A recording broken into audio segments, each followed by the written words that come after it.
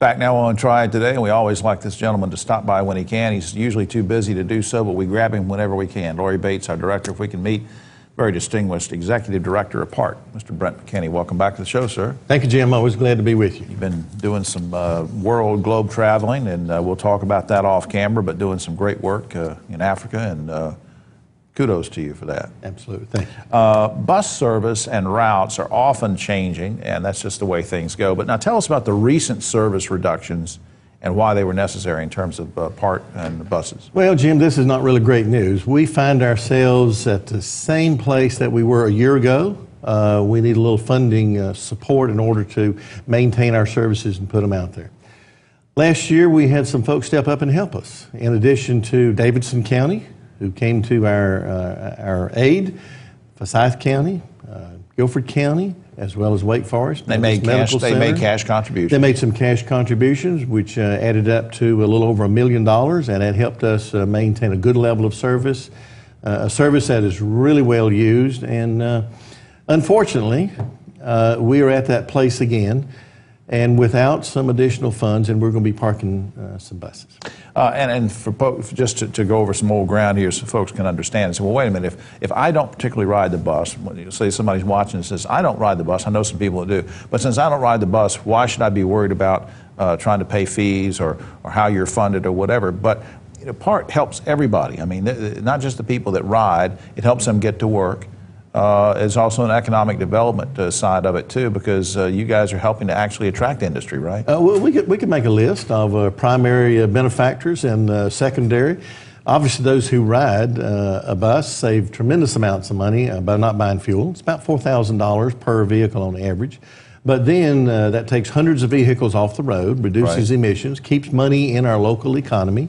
And it gives us another alternative way to travel, which we do not have. And then there are some folks who need to go to hospitals, which we primarily serve, hospitals and schools. That's our philosophy. If we can get to them where they have multiple markets throughout the day, then we're doing a good service for the community. And of course, I read statistics on this too, that when you're more people that are riding the bus, and we did have a lot of ridership, it cuts down on traffic accidents.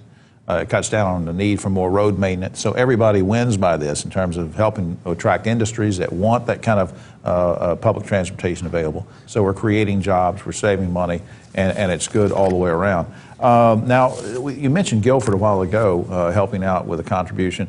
But what you'd like to see is every county either doing that and or stepping up to the plate and adding a fee to license registration? That's one of the funding sources that the General Assembly gave us when they created the PART, which is the first regional transportation authority in our state. They gave us the funding model whereby the affected Board of County Commissioners could give us an annual license fee in $1 increments with a max.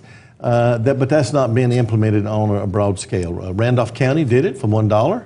And that's a tremendous boost. Everybody should have been doing it all along, so now we Well, if we had started, 12 years ago when we started, we wouldn't be in this situation. But we are where we are. We have just a few seconds left. Speaking of Guilford County earlier, you recently took over, I think, their transit system. How's that doing?